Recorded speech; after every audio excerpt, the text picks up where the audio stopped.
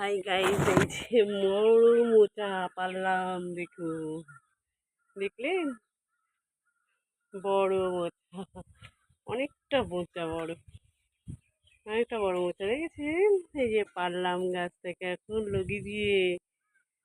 হুম, দেখুন, এই মোচাটা রান্না করতে হবে, কালকে রান্না করব, আজকে পেরেছি।